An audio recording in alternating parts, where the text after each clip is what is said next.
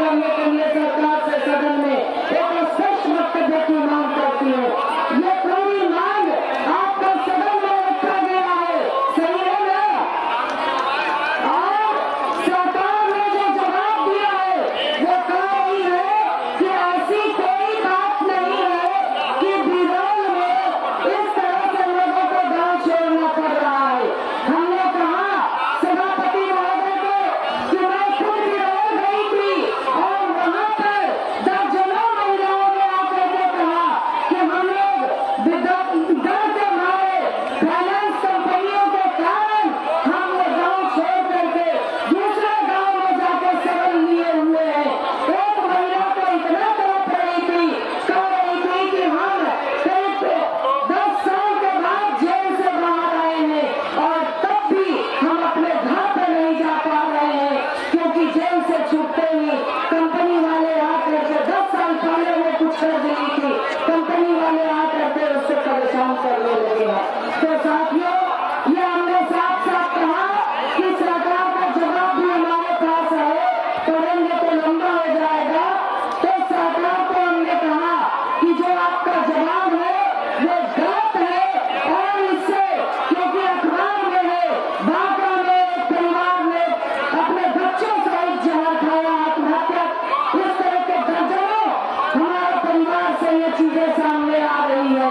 लोगों को अपने देश का बच्चे बेचना पड़ रहा है। ये कहर जो चल रहा है और इस कहर में आपका माइक्रो फाइनेंस कंपनियां एक भाजपा के नेता के द्वारा भी चलाया जा रहा है, उसकी भी सबूत हम लोगों के पास है। तो ये भाजपा नेता के बेटा बेटी, ये माफिया लोग माइक्रो फाइनेंस कंपनियां चला करके महिलाओं के ऊपर जो दमन और उत्पीड़न कर रहे हैं, इसको किसी भी कीमत पर बर्दाश्त नहीं किया जाएगा, क्योंकि हम लोगों ने शुरू से ही महिला उत्पीड़न के खिलाफ संघर्ष किया है, महिलाओं के अपमान के खिलाफ संघर्ष किया है कि हम अपमान किसी भी कीमत पर बर्दाश्त नहीं करेंगे। इसके लिए हमारी बहनों ने, बहुत बहनों ने कुर्बानी दी है, लगातार हम लोग लड़ाई लड़े हैं। आज अगर कंपनियां हमारी बहनों को अपमानित करता है, घर में जाकर के वो सिलेंडर उठाता है, बर्तन भाड़ा उठाता है, तो इस अपमान को हम लोग किसी कीमत पर बर्दाश्त नहीं करेंगे। और हम अपील करते हैं आप लोगों से कि लाठी लेकर के, डंडा लेकर के ऐसे माइक्रो फाइनेंस कंपनियों को गांव से खदेड़ने का काम आप लोगों को करना होगा। क्या आप लोग करेंगे इसको? हाथ उठाकर संकल्प लीजिए कि इसको हम लोग करेंगे। और एकदम से कोई कंपनी वाला आए, वो 2 बार आएगा, 4 बार आएगा, गांव में आप सब लोग 100 की संख्या में है, एक आवाज उठाइए, 100 महिला निकले और लाठी डंडा लेकर के इसको खदेड़ने का काम कीजिए। कहिए कि अगर अडानी और अंबानी का कर्ज माफ हो सकता है तो बिहार की महिलाओं का कर्ज क्यों माफ नहीं होगा? बिहार सरकार कहती है कि हम कर्जा माफ नहीं कर सकते, ये बिहार के बस की बात नहीं है। तो हम बिहार सरकार को कहे कि अडानी और अंबानी का कर्जा माफ होगा, और बहुत कुछ बिहार सरकार ने कहा हम नहीं कर सकते, मगर बिहार सरकार को करना पड़ा है। यही 26 तारीख को जीविका हजारों की संख्या में आई थी, सरकार को झुकना पड़ा। जो सर्कुलर निकाली थी 2 सितंबर को वापस लेना पड़ा। आशा कार्यकर्ता की मांगों को मानना पड़ा। आशा कार्यकर्ता अभी